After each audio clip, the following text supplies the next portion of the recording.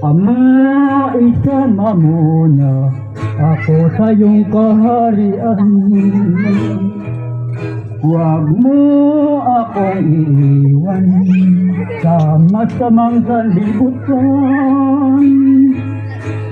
Alalahanin mo ang aking pinagpagdalawin. Isang naghihintay sa kaligtasan, sa gitna ng kahirapan. Pag-uusigin mo iwasan, pagkat ito'y daan sa kaharian, tungo sa buhay na walang hanggan. Lokal ng hulita ngayon ng kaarawan, kami sa'yo ngayon nagdiriwang.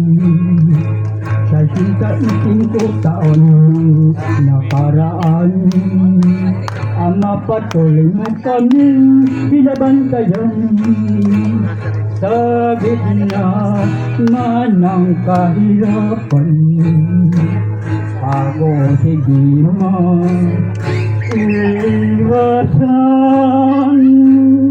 pagkat itugaan sa kaharian, tungo sa buhay na walang hanggan.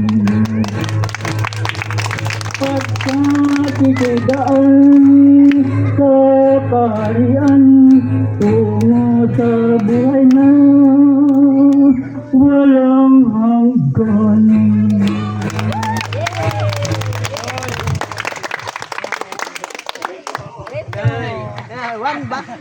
Ano ka,